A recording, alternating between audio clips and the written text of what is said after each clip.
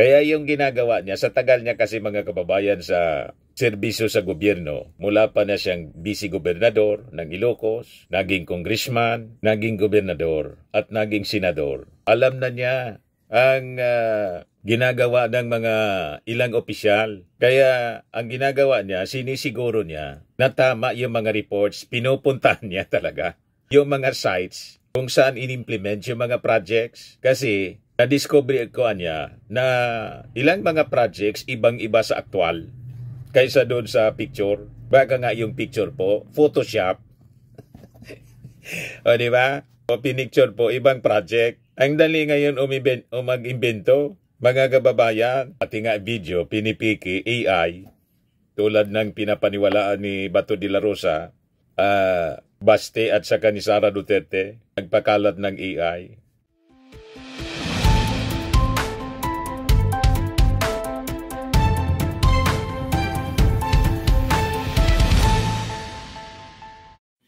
Hello po mga kababayan, si Dante Maravillas, Bicolano vlogger, broadcaster, journalist from Albay. Kumusta po kayo mga tugang, mga manoy, mga manay? Ngunyan, may nireveal yung ating Pangulong Bongbong Marcos. Yung mga accomplishment reports daw para sa mga proyekto ng ating gobyerno. May mga natatanggap siyang accomplishment report po na hindi man totoo.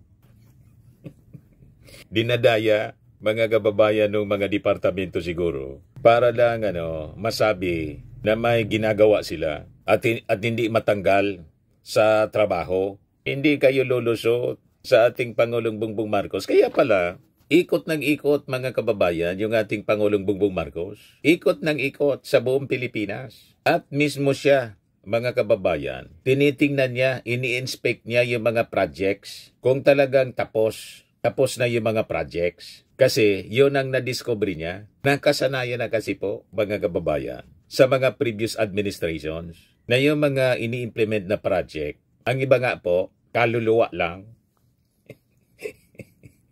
Para yung confidential funds, mga kababayan, ni Sara Duterte, na ang mga naging beneficiaries, hindi man mga tao, mga chichirya.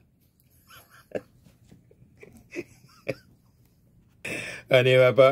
Mga kababayan, kaya pa siguro yung ating Pangulong Bongbong Marcos. Kasi may mga accomplishment reportan niya, hindi man totoo. Sabi dito, Marcos reveals getting false accomplishment reports of government projects. Matindi talaga po. Sabi nga sa matandang kasabihan, when the cat is away, the mice will play. Kaya hands-on ngayon, ang ating Pangulong Bongbong. Tingnan naman po ninyo ang ating Pangulo. Pinupuntahan niya, pati mga classrooms. Sabi niya dito sa kanyang post kahapon, alam kong hindi madali ang sitwasyon ng mga magulang at estudyante kapag may sirang silid-aralan, kulang ang gamit o dagdag pasanin ang gastos. Kaya't ngayon, nakatutok ang buong gobyerno para ayusin ang dapat ayusin at ibigay ang suportang kailangan. Nandito kami para tumulong at sigurodihin na mas maayos at magaan ang balik eskwela para sa lahat. Pumunta siya sa Epifanio de los Santos Elementary School, mga kababayan, kahapon sa Manila. Hands-on President. Diba? Tuwang-tuwa din yung mga guro. At siyempre yung mga mag-aaral. Nag-ala teacher Bongbong siya. Yung brigada eskwela, mga kababayan, kasama niya yung mga anak niya na tumulong sa paglinis, pag-ayos ng mga classrooms. O diba? Kasama niya si DepEd Secretary Sani Angara. Teacher BBM po. Lahat ng departamento po. DepEd, DPWH, DOTR, DA, yung mga projects po sa buong Pilipinas. Pati yung sa housing, talagang pinupuntahan niya para siguraduhin, mga kababayan, na yung mga projects talagang ini-implement. Kasi na-discover niya, mga kababayan, may mga false information, false accomplishment report na sinasubmit po. Yung ilang mga departamento, dinadaya. In the podcast, journalist Cheryl Cosim asked Marcos if he visit to public areas such as markets, train stations in provinces, are part of his administration's strategy to help better understand the struggles of ordinary Filipinos. Sabi ng ating Pangulo, at any level of government, it's very different to receive a report saying we completed the project. This is how much we spent, along with a nice photo. But when you actually visit the site, it's different, really different. You realize the report was true. The project was well done. And you know that the person who gave you the report was not lying to you. Kaya yung ginagawa niya, sa tagal niya kasi mga kababayan sa serbisyo sa gobyerno, mula pa na siyang vice-gobernador ng Ilocos, naging congressman, naging gobernador, at naging senador. Alam na niya ang ginagawa ng mga ilang opisyal. Kaya ang ginagawa niya, sinisiguro niya na tama yung mga reports, pinupuntahan niya talaga yung mga sites kung saan in-implement yung mga projects. Kasi na-discover ko niya na ilang mga projects ibang-iba sa aktual kaysa doon sa picture. Baka nga yung picture po, Photoshop.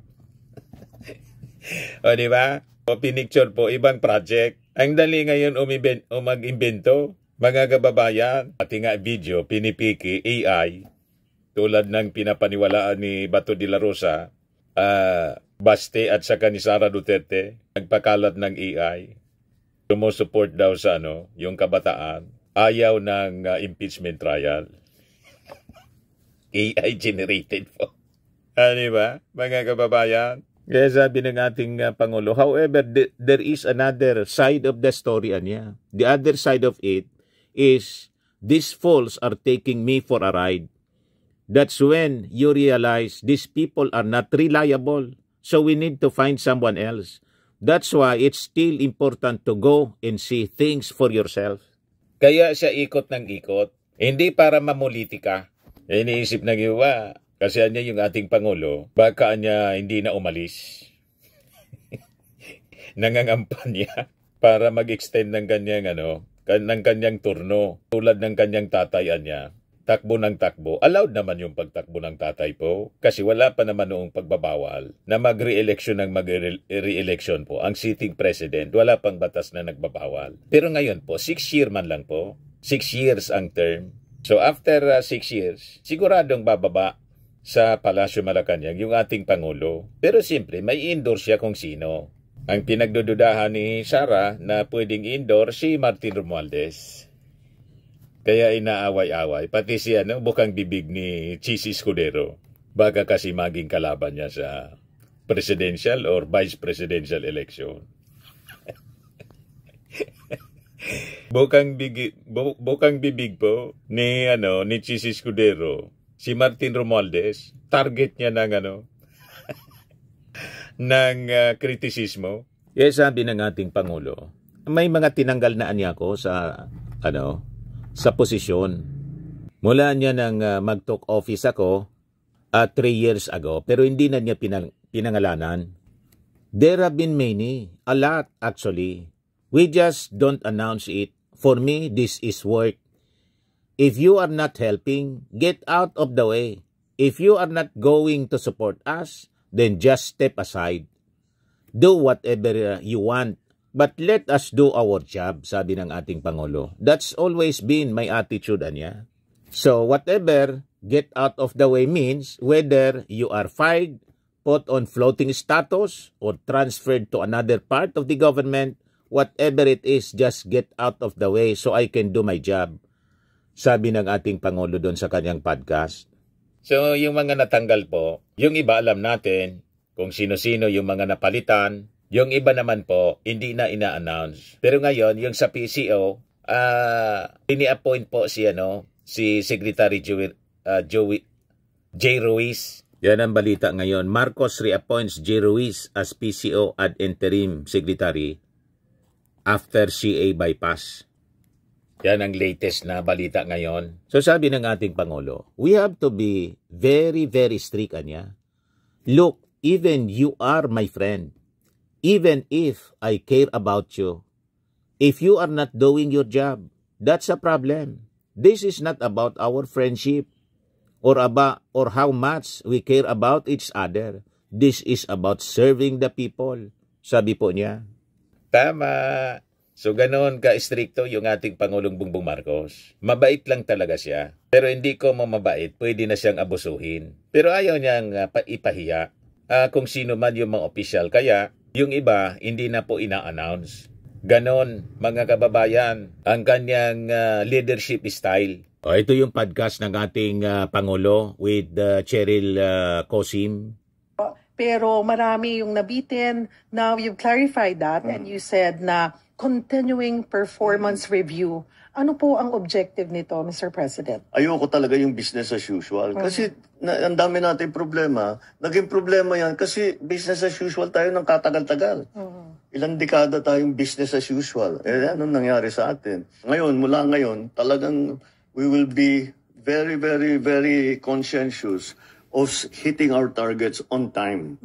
And that's the important thing. And that applies not only to the very big legacy projects, yung malalaking transportation project, yung malalaking agricultural project, yung malalaking project. Hindi lang yun. Kung hindi, yung mga maliliit na bagay na dapat pagka naglalakad ka, may nakita kang ba't walang basurahan dito? Dapat lagyan ng basurahan. Bakit yung hagdan hindi maayos, madulas, baka may masaktan? Bakit yung escalator natin hindi gumagana? Paano aakitin ng mga matatanda yan? Ayusin mo yung mga bagay na gano'n. Bakit nag-aantay sila ng gano'ng katagal? Kagaya ito sa San Juanico, nakita namin, nag-aantay sila 3 araw doon sa bago makatawid. So those are the things that we still have to pay attention to. And that's every day. Every day yun. Hindi mo pwede sabihin, naayos ko na, tapos iiwanan mo.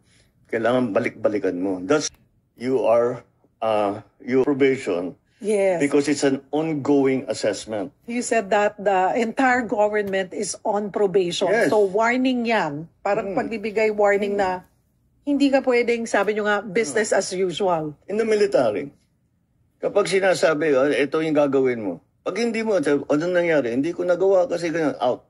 You're relieved. Next. And that's what we should do. We have to be very, very strict. Look, kahit kaibigan kita, mahal kita at lahat, pero hindi mo nagagawa yung trabaho eh. Hindi naman ito tungkol sa pagkakaibigan o pagmamahal natin sa isa't isa kung hindi para sa serbisyo, para sa tao. Puntahan ko po yung umikot kayo ng Siquijor, sumakay kayo ng MRT, alam nyo, punta pa kayo ng palengke. Yung huli kong napanood din, alam nyo, aware kayo. Kita nyo yung haba ng pila sa mga government hospitals, yung mga outpatient natin. And kumbaga, kita nyo yung realidad na pinagdadaan ng ating mga kababayan. Ito po ba ay part of your governance talaga? Na talagang, teka, bababa ako. Tignan ko nga, talagang gusto ko, mas madaling mapatakbo ang bansa kung talagang nandoon ako, lalapit ako, bababa ako sa mga tao para maramdaman kung ano yung nararamdaman nila. And maybe it's easier to think of something or to think of the solution kung paano mapapagaan ang buhay po ng bawat mamamayan. At any level of government, it's very different to receive, makatanggap ka ng report na sasabihin, natapos namin yung project, ganito yung ginastos namin, may picture na maganda. Pero pag pinuntahan mo, iba talaga. Totoo pala yung report, maganda yung report. Alam mo na, yung taong yun, hindi nagsisinungaling sa'yo. The other side is, binuhala ako nitong mga lokon to. Alam mo na, eto hindi reliable yan. Niloloko. Maghanap tayo ng iba. So it's still important to go and see things for yourself. Because it's, of course you read all the reports, no? But that's not the iba-ibang accuracy rating ko minsan. May nangyari na po bang ganoon? Dami na. Ganda ng report. Okay, sige nga. Tingnan natin. Marami. What do you do about it? Like, look, if it's important. Like dun sa official na in charge na, bakit ganitong report nyo pero iba yung realidad? Kapupuntahan mo nga. Sabi ko, hindi ka nakakasiguro. Halimbawa, may report, napakaganda ng lahat. Pero may kaibigan ka na tiga doon. Sabihin, boss, hindi totoo yan. Hindi nila natapos. Talaga? Oo. Ikapunta natin. Yun. pag-explainin mo yung tao. Siyempre, kung ano yung mga paliwanag na, hindi mo pala kaya, sige, paltang kita.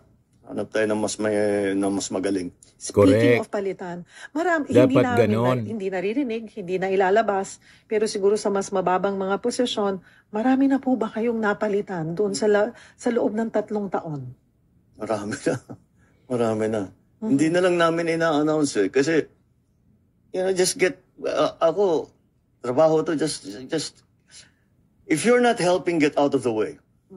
Okay? Kung di mo kami tutulungan, basta malis ka na lang dito. Gawin mo yung gusto mo Correct. gawin, pero pabayaan mo kami magtrabaho. That's my attitude all the time. So, whatever get out of the way means you're fired or may floating ka o ililipat ka sa ibang part of the government. Whatever it is, basta just get out of the way so that I can do my job. Yan ang tunay na presidente, mga kababayan. Hands-on. Hindi pwedeng lukuhin po, bulahin ng sino man. Talagang pinupuntahan niya po. Kaya makikita ninyo, ikot ng ikot yung ating Pangulo. Wala pang Pangulo ang ganyan kasipag, mga kababayan. Added lang yung kanyang tatay. The rest of the presidents, mga kababayan, hindi ganyan ang pag-ugali. Di ba? Kaya kung pwede nga lang na-extend yung panunungkulan ng ating Pangulo. Kaya lang, siyempre, 6 years lang po. Anyway, kung sino yung endorse niya sa 2028, yun ang isusupport natin. Kasi ang ibig sabihin, yun ang magkukontinue sa mga nasimulan ng ating Pangulong Bongbong Marcos na mga magagandang proyekto, magagandang programa para sa bagong Pilipinas. Tama po. Ito yung ating Pangulo. Morning, mga Talagang pinupunta niya, pati mga schools. Di ba?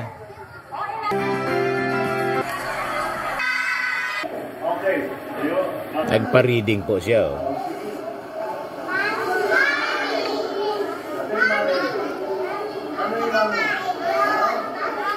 Ano yan? Hayo? Ang dami? Tao?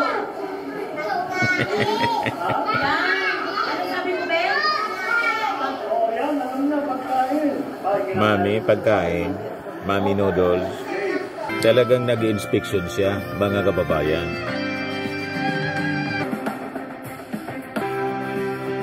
Ayan, sa iba't ibang eskwelahan niya, no? Naka-online sila. morning, mga teachers, principals. Batiin lang ho kayo ng ating mahal na Pangulo. Kamustahin ho kayo? First day of classes kasi. Umaga, lalong-lalo na itong unang araw ng pasukan ng ating mga bata. Kahapon. Sana naman naging maayos lahat. At nandito kami para mag-inspeksyon. Nandito kami sa Epifanio de los Santos School. Tinitingnan namin ang kondisyon kung anong pangangailangan pa.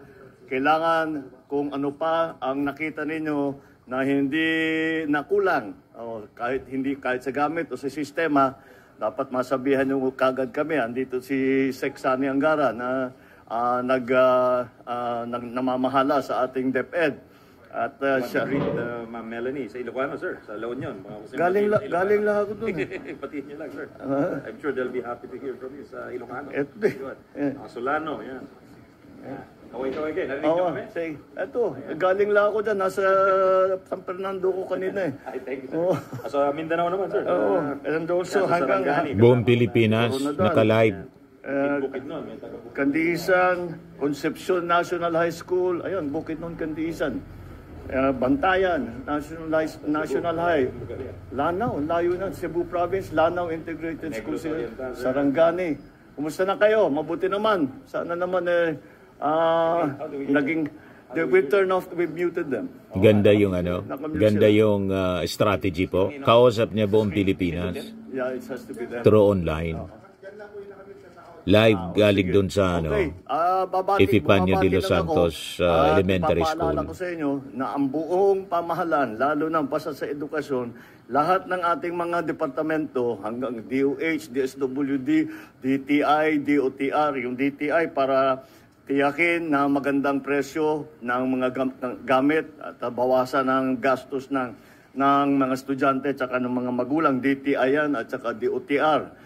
DOH, tiyakin na meron tayong mga clinic, meron tayong mga medical health facilities. Pati DSWD, lalong-lalo na, kailangan natin bantayan yung mga cyberbullying at yung mga mental health ng ating mga kabataan. PNP for the school, sir. Yung PNP para talaga nakabantay. At ang DICT, para tiyakin na magkaroon tayo ng connectivity. At bukod pa doon, tinitiyak natin na meron tayong CCTV, lalong-lalo na sa paligid ng eskwelahan para para naman ang ating mga kabataan ay nababantayan ng mabuti. Kaya't lahat talaga ng departamento hanggang sa Office of the President ay nakabantay ngayon sa inyo dahil ito na ang pinaka-importante namin ginagawa. Kaya't patuloy ninyo, magpapasalamat ako sa lahat ng mga teacher. Meron tayo nadagdagan tayo. Ang lahat-lahat, kukuha tayo ng bagong guro ng 20,000. Kasi as it is, nakapagkuha na tayo, meron na tayong bagong 16,000 na mga guro para mabawasan ang administrative duties ng bawat teacher. Yeah, all right. So, tapos dadagdagan natin yung administrative officer. Kaya lahat ng mga teacher, naging teacher kayo para magturo, makakapagturo kayo na mabuti. Kung ano pa ang inyong nakikita na pwedeng pagandahin pa, sabihan nyo kami, sabihan ninyo ang DepEd na representative ninyo kahit sa LGU hanggang sa region para malaman namin mga superintendent ninyo ay ibigay ninyo kung ano man ang sa inyong palagay ay maaari namin pang gawin para maging mas magandang takbo. Anyway, first day pa lang pero nakabantay kami sa inyong lahat para tiyakin na lahat ng pangangailangan, lalong-lalo na ng ating mga kabataan, ay kahit paano maipaabot namin. Maraming salamat sa inyo. Congratulations sa maayos na first day of school. Yan. Di ba? Kausap ng ating Pangulo, buong Pilipinas, through Zoom conference po, gamit ang ating technology. You see, hands-on, mga kababayan, yung ating Pangulong Bongbong Marcos para siguruhin na yung mga pangangailangan ng ating mga mamamayan, ngayon po opening of classes, kahapon, ay maibigay. At kung ano pa yung mga kulang, masabi agad-agad para masolusyonan. Solution-oriented po yung ating Pangulong Bongbong. O ngayon, bago tayo mamaalam, may bagong produkto po kaming binibenta. Itong I Am Worldwide Amazing Pure Organic Barley. Negosyo to ng aking anak na architect entrepreneur Riz Maravillas. Immune system booster po siya. Improves digestion, enhances energy levels, packed with antioxidants and prevent cancer. Ngayon, i-contact na lang ninyo, i-search na lang ninyo sa Facebook account ninyo po, Riz Maravillas. Mag-message na lang po kayo direkta sa kanya para sa mga orders ninyo. At itong ating programa mga kababayan, atid sa inyo nitong ating mga sponsors. Firmax Firming and Lifting Cream. Pinapay po sa mga pulses in affected area. Mainam po ito sa mga pains at paninigas ng mga kaso-kasuan. Ito sa mukha naman yung application, anti-aging, Automax po siya. Ito ay Glow Zero mga kababayan. Whitening po siya. Made in South Korea. Ito naman po, Ningxia Red Mix Fruit Drink. Gawa po siya sa goji berry. May anti-cancer properties po siya. At sa mga nagana po ng malinis and spacious fitness gym, pumunta lang po kayo sa aming Colossal Fitness Gym. May Grab car rental din po kami. At bills payment po sa aming office. At saka sa mga mahilig po sa mga imported bags, manood po kayo sa live selling ni Madam Aileen Rosales sa kanyang Aileen Closet po. Pati mga shoes, ito yung kanya po. Ito yung kanyang page. Kita ninyo, napakagandang mga online selling po siya. Si Madam Aileen Rosales. At cellphone number niya po, 773-798-7816. Ito naman po yung bago naming product na binibenta online. Eye Glow Serum, whitening po siya. Tingnan ninyo yung epekto sa aking anak na architect before and now. Yung mga inquiries po ninyo, dumiretso na lang kayo sa kanyang Facebook account, Riz Maravillas.